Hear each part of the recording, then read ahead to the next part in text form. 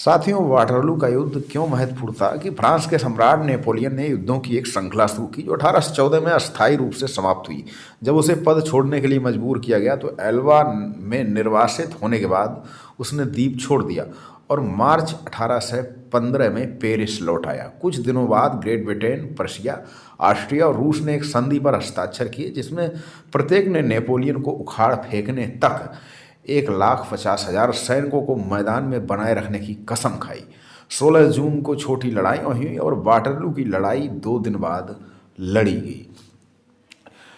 तो वाटरलू का जो युद्ध हुआ उसमें सबसे बड़ी बात यह थी कि वाटरलू की लड़ाई 18 जून 1815 को 100 दिनों के दौरान हुई थी और ये नेपोलियन के निर्वासन से भागने से लेकर लुई की वापसी तक थी। बेल्जियम के वाटरलू गांव में लड़ी गई लड़ाई में नेपोलियन ने 72,000 फ्रांसीसी सैनिकों का मुकाबला ड्यूक ऑफ वेलिंगटन की 68,000 ब्रिटिश, बेल्जियम और जर्मन सैनिक की सेना से था, जिसमें गेवर्ड लेक्ट्रेट वान ब्लूमर के नेतृत्व में 45,000 प्रशियाई सैनिक शामिल थे।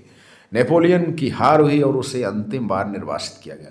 वाटरलू की लड़ाई में नेपोलियन की अंतिम हार को चिन्हित किया गया और 22 जून 1815 को संघर्ष हारने के 4 दिन बाद नेपोलियन ने दूसरी और आखिरी बार फ्रांस के सम्राट के रूप में त्यागपत्र दे दिया और बाद में उसे सेंट हेलेन में निर्वासित कर दिया गया। इस हार ने नेपोलियन युद्धों को समाप्त कर दिया और संघर्ष की एक श्रृंखला जिसके परिणाम स्वरूप फ्रांस और अन्य यूरोपीय शक्तियों के बीच 23 साल तक लगातार जो युद्ध हुआ था, यानी कि पिछले क्योंकि जो फ्रांस की क्रांति हुई तब से नेपोलियन सक्रिय था। द्वितीय लड़ाई के बाद 18 जून 1815 को वाटरलू की लड़ाई शुरू हुई।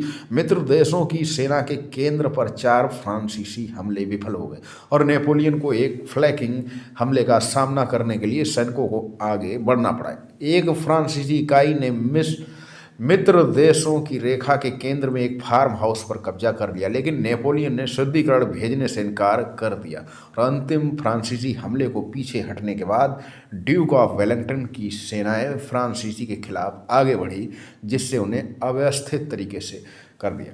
नेपोलियन प्रथम, जिसे नेपोलियन बोनापार्टा भी कहा जाता था, एक फ्रांसीसी सैन्य जनरल और राजनेता था।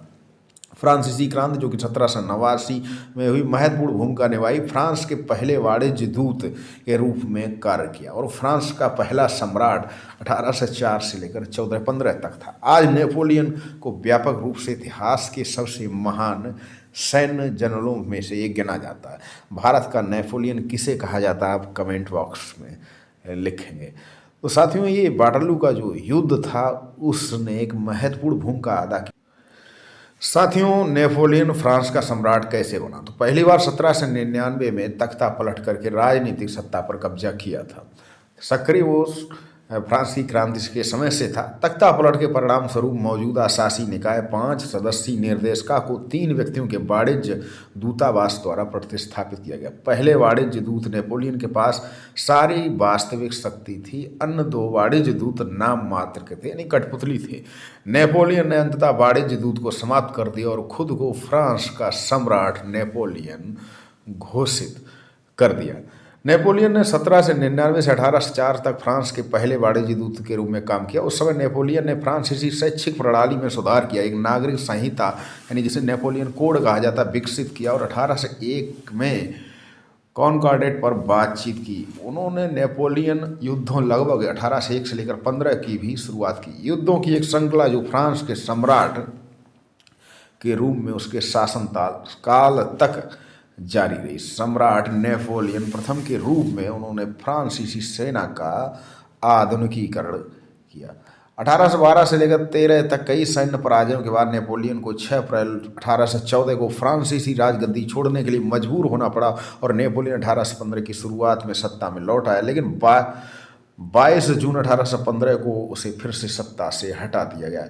अक्टूबर 1815 में नेपोलियन को दक्षिण अटलांटिक महासागर में सेंट हेलेना के सुदूर द्वीप पर निर्वासित कर दिया गया, जहां वह 51 वर्ष की आयु में 5 मई 1821 को उसकी मृत्यु हुई। साथियों, वाटरलू का युद्ध काफ़ी महत्वपूर्ण था, जो एक तरफ नेपोलियन, दूसरी तरफ कई महाशक्तियाँ थीं जो नेपोलियन को हटाना चाहता था और नेपोलियन की जो शासन व्यवस्था थी उसको भी ख़त्म करना चाहते थे। वो पुरानी मोनार्की को लाना चाहते थे और वो उसमें कई हद तक सफल भी हुए। जो कंजर्वेटिव थे यानी कि एविटेन पर्सिया, उसने नेपोलियन की जो सारी नीतियां थीं उसको बदल डाला, मोनार्की फिर से वापस में आई। तो जो राष्ट्रवादी थे, जो नेशनल लिबरल थे, उनको इस पर काफ़ी समस्या हुई और फिर उन्होंने हिडन रूप से यानी कि गुप्त रूप से अपने मिशन को कार्यरत रखा।